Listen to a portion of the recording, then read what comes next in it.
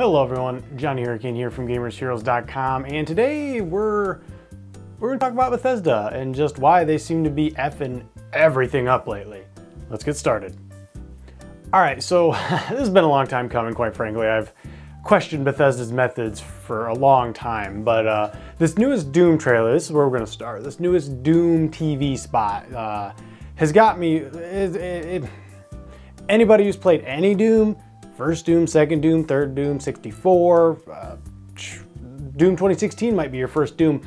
You see this trailer, you hear the soundtrack that accompanies it, and you know, if you have ears and a brain that function properly, you know that this is not the right call. Let's play it, a clip of it, so you understand what I'm saying.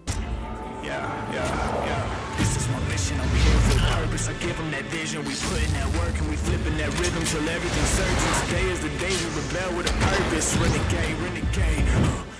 That's not Doom. Anybody knows that that's not Doom. Doom's rock, Doom's metal, you know, it's hardcore, it's what it's supposed to be. And that is ultimately the problem that Bethesda has been facing. Their marketing team, quite frankly, seems to be crap, is what it really is. Now, actually, I shouldn't say it's complete crap, because if we go to the other side of the spectrum, and we look at the Fallout 76 trailer, Country Roads, right? Let's go ahead and show a clip of that real quick.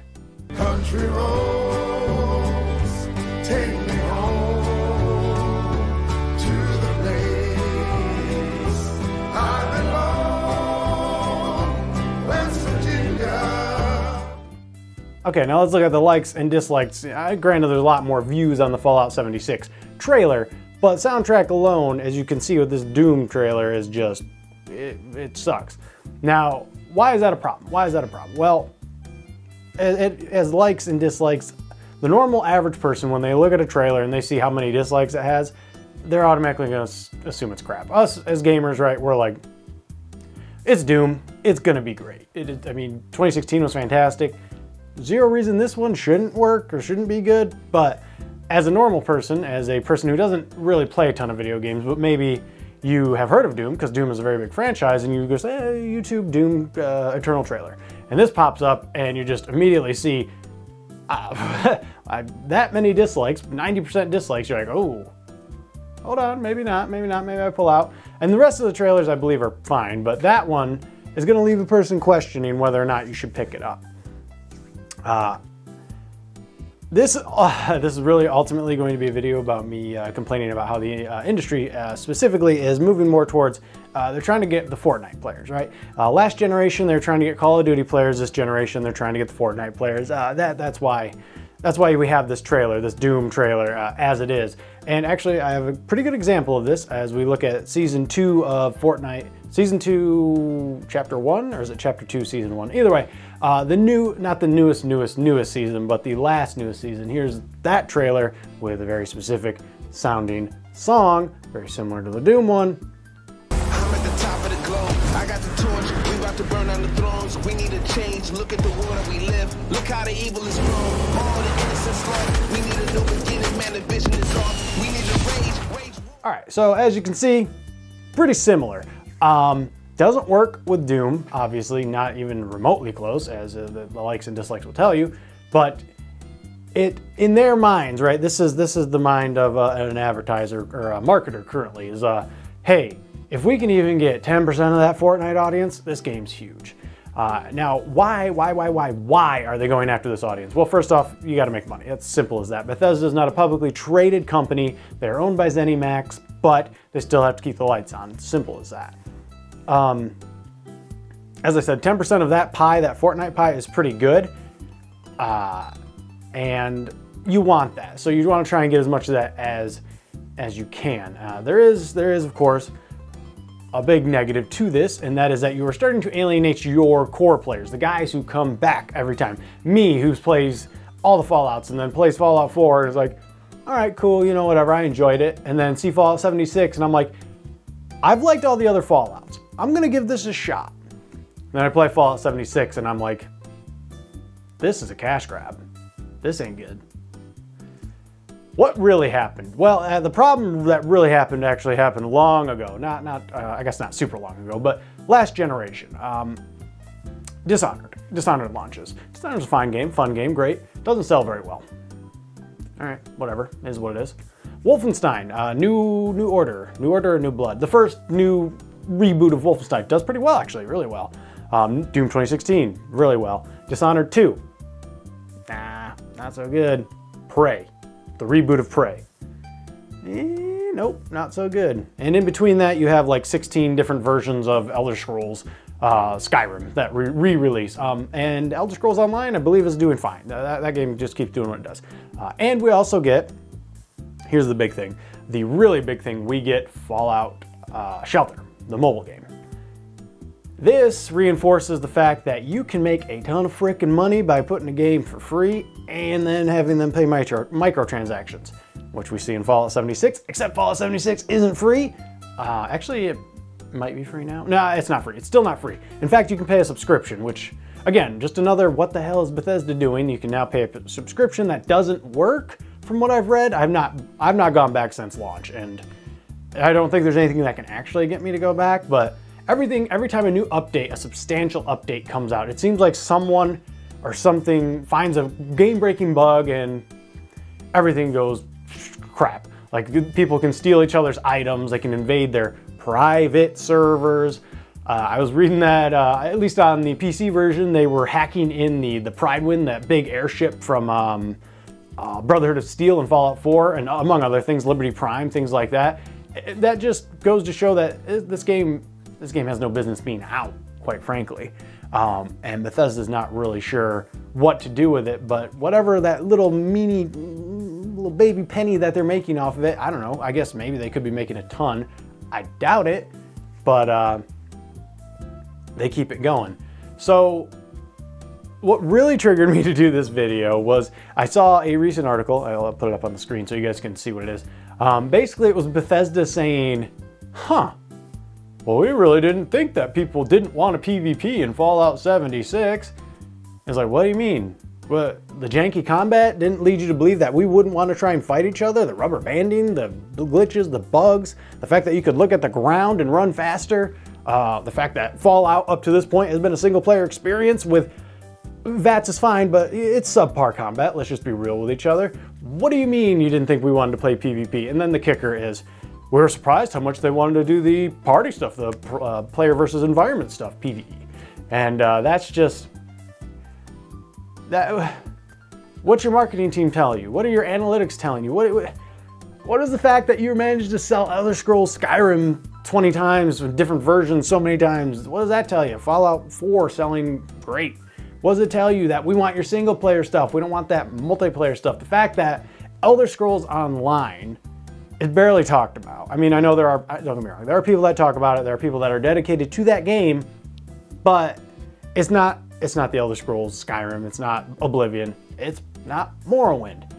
So what are they doing? What's the big problem? Like I said, it's the marketing team first and foremost. They seem to not be able to adapt. I completely forgot to mention Rage and Rage 2 when I was talking about games that didn't sell well. The only games that are selling well currently are Doom. Well, we'll see with this new Doom. I assume it's gonna sell well. Fallout 76, I think, actually sold well when it first came out, but we were all fooled. What can we say? Yeah, I don't know what else they have that's selling. Elder Scrolls selling what it sells. Their subscription for Elder Scrolls Online, that's selling. I know it's free to play, but you can pay a subscription fee. Or I think it's free to download, then you have to pay a subscription, actually. I should have looked that up. Either way, they're making what they make off of Elder Scrolls Online, but it's nothing compared to their next Elder Scrolls single player game. I also forgot to mention that while that first Wolfenstein did sell very well, Wolfenstein 2 and Wolfenstein Youngblood, and there was another DLC that I can't remember. Nope, they did not do so well. So those games are tanking too, which leads me to believe that Bethesda is in a situation where they've realized now, and this is why they pushed Fallout 76 so bad, right? They only have 2 IPs, or 3 IPs that sell, and every time they put out a new game, look, I really enjoyed Prey. Being stuck on a space station with this kind of weird alien amorphous blob thing coming at you, hey, that's my jam. I know it's not for everybody. We're not gonna see a sequel because it sold poorly. So they have Fallout, they have Skyrim, Starfield, assumedly, we'll see how that goes. And Doom. Doom is still a good seller, although, as I said, we will see in a couple months after Doom Eternal, though I still have faith in Doom. They know what they're doing. I feel like Wolfenstein was flash in the pan kind of thing. I never enjoyed Wolfenstein, so we'll see how it does. But it's the marketing, right? They cannot figure out what it is we want to play. And it's not an easy thing. It's not an easy thing to figure it out, because you got to think, right? If you want to copy something, if you want to copy, let's say for instance, get that Fortnite audience, somehow get some colors and all that business in and drop out of a bus or whatever, well, you got to start that at the beginning. So marketing team comes in and they're like, hey, this is what we're going to do. We're going to add some color to Doom Eternal. It's like, okay, sure, not a big deal. As long as it's not like super rainbowy and like pinks and all that stuff, I'm good with it, whatever. Just make sure I got spikes going in people's head, blood coming out, we're good to go. And they're like, all right, well, it's not actually tracking that well with the Fortnite guys. We're not sure what's going on. We're not entirely sure. Well, check out this trailer. And then they show the rap and the complete opposite of what Doom is. And they're like, all right, we got it. Here's what we're gonna do. We're gonna do that for our TV commercial. Not a good look. Not a good look at all for Bethesda. So I guess ultimately, what can they do to fix it? Well, first off, they can stop saying stupid stuff like, we didn't expect people not to want a PvP. Come on, guys. Come on. You see, when you say shit like that, you just sound dumb. You just sound like you got no fucking clue what's going on, and it's embarrassing, quite frankly, right? I mean, it happens all. Right, I was about to go into politics. Let's bring it back real quick. It happens all the time in the industry, right? You look at Anthem, like, yeah, we messed up, but we still don't know why you guys don't like it. You look at Fallout 76 and Anthem are the two big ones, but Andromeda, again, I'm picking on EA, I know, but it gets to a point where you realize that they're not willing to accept fault, is what the big problem is. And since they're not willing to accept fault, they're not willing to adapt and evolve from that. That's the big problem that they're having over there. The way that Todd Howard came out, there's another tangent. Todd Howard came out at E3 and he's like, yeah, you know, he kind of joked about it, like, like we did in Fallout 76. Yeah, like that, you know, the Office gym face, and then that embarrassing display from those guys that Bethesda clearly hired to be like, yeah, Elder Scrolls card game, baby. Bethesda's fucking up. That's what they're doing. They're gonna get a clean slate with Elder Scrolls 6. Starfield has got an uphill battle, but, well, as long as they're not, here's the big thing, right? Starfield comes out in like super single player RPG. Open world, and they show a trailer and it's like Elder Scrolls or Fallout in space. We're in. That's it. They come out and they say, all right, asynchronous multiplayer where you guys can share loot and join each other's worlds, and no, that's it. You're gone. You're done, because we've already tried that with Fallout and it turned into a dumpster fire. It's still a dumpster fire. So get it together, Bethesda. I want to believe. Get it together, BioWare. What's with the B's? Bethesda, BioWare. There's another B. I can't think of it at the moment, but I was talking about it earlier. Blizzard, 3 B's. What's going on? Yeah, the B guys are suffering right now. Blizzard's another video. BioWare, BioWare magic. I don't know. So yeah, marketing team over at Bethesda really needs to get someone that knows anything, literally anything about video games and video game players, and maybe they can do something right again.